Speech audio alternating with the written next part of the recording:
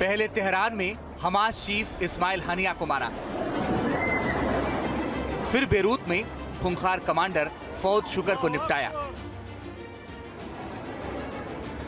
अब बेरूत में हिजबुल्लाह के चीफ हसन नसरुल्लाह के खात्मे का दावा। इजराइल ने बेरूत में भीषण अटैक कर हिजबुल्लाह की चूल्हे हिला दी। हिजबुल्लाह के सबसे सुरक्षित गढ़ में आईडीएफ ने विध्वंसक प्रहार कर हिजबुल्लाह को घुटनों पर ला दिया। बम बारूद की बरसात के बाद बेरूत में हिजबुल्लाह और उसके चीफ नसरुल्लाह का अड्डा धुआं-धुआं हो गया।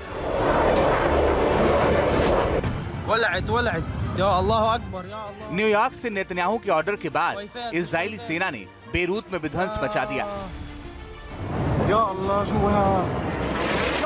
आईडीएफ ने ताबड़तोड़ मिसाइल दागकर 6 इमारतों को नेस्तनाबूद कर दिया।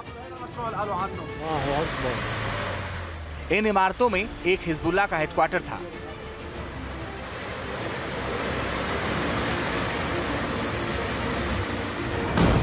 जिसमें दावा किया जा रहा है कि नसरल्लाह आतंक के आकाओं के साथ मीटिंग किया करता था।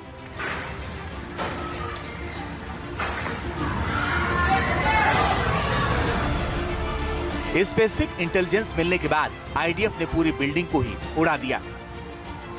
इजरायली हमले से हाहाकार मच गया। बिल्डिंग धुएं के गुबार में तब्दील हो गया।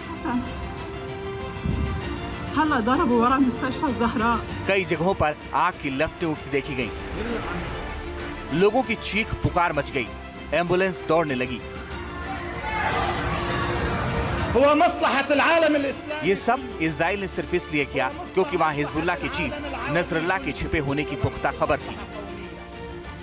इजराइल ने ट्रिगर दबाया और लेबनान की राजधानी बेरूत में बारूदी भूकंप आ गया। इजरायली हमले में हिजबुल्लाह के कई खूंखार कमांडर मारे गए। इजराइल ने हिजबुल्लाह चीफ हसन नसरुल्लाह के मारे जाने का भी दावा किया है।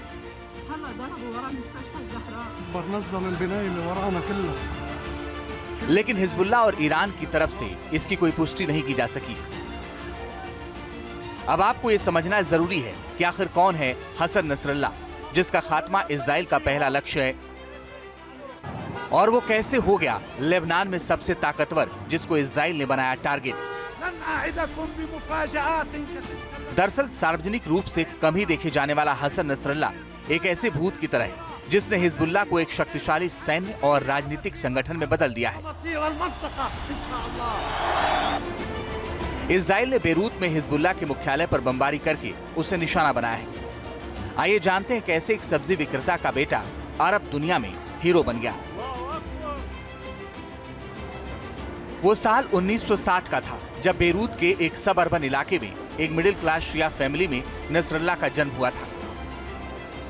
इस वक्त तक लेबनान शांत देश हुआ करता था, लेकिन नसरुल्लाह के पैदा होने के कुछ वक्त बाद से ही लेबनान में गृह युद्ध की नींव पड़ गई और 1975 आते आते लेबनान में फिलिस्तीन से आए शरणार्थी ने डेमोग्राफिक बदलाव किया, जिससे लेबनान में गृह युद्ध छिड़ गया। इन हालात में हसन नसरुल्लाह का परिवार साउथ लेबनान में अपने पूर्वजों के घरों की तरफ चला गया।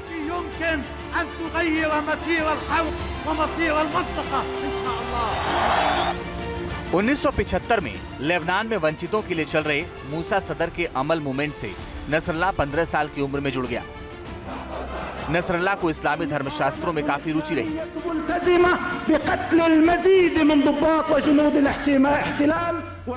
दुनिया में ब्रेन वॉश की साजिश को अंजाम देने के लिए सबसे ज्यादा मजहब का इस्तेमाल किया जाता है। इसलिए मजहब की आड़ में ही नसरुल्लाह ने अपने एजेंडे को अंजाम तक पहुंचाने का फैसला किया और वो तालीम के लिए बेरूत से इराक चला गया। लेकिन नसरुल्लाह की जिंदगी में टर्निंग पॉइंट तब आया जब साल 1992 में इजरायली सेना ने हिजबुल्लाह के उस वक्त के नेता सैयद अब्बास मुसावी की हत्या कर दी। इसके बाद हसन नसरुल्लाह इस गुट का चीफ बन गया और तब से लेकर अब तक वो हिजबुल्लाह का सुप्रीम कमांडर है। 2006 में एक बार फिर लेबनान और इजराइल की जंग शुरू हो गई। लेबनान ने 2 इजरायली सैनिकों को क्रॉस बॉर्डर एक्टिविटी में गिरफ्तार कर लिया, जिसके बाद इजराइल ने बंधकों को छुड़ाने के लिए हैवी फायरिंग और एयर स्ट्राइक की। इस जंग में करीब 1 लाख लोगों को विस्थापित होना पड़ा। हालांकि 34 दिन बाद इजराइल ने जंग के खात्मे का ऐलान किया और अपनी सेना को वापस बुलाया, जिसे नसरल्लाह की कामयाबी मानी गई। दरअसल नसरल्लाह की ताकत उसके खूंखार लड़ाके हैं। नसरल्लाह के पास करीब 1 लाख लड़ाके हैं, जबकि 2000 लड़ाके हमेशा मर मिटने को तैयार रहते हैं। इन्हीं के दम पर नसरल्लाह आतंक का दम भरता है। लेकिन अब हिजबुल्लाह को काउंटर करने के लिए इजरायली सेना ने साउथ लेबनान में ताबड़तोड़ अटैक किया है, जिसमें नसरल्लाह के मारे जाने का दावा इजराइल कर रहा है। Team news nation. News nation अब व्हाट्सएप पर खबरों के ताजा अपडेट के लिए न्यूज नेशन के इस QR कोड को स्कैन करें।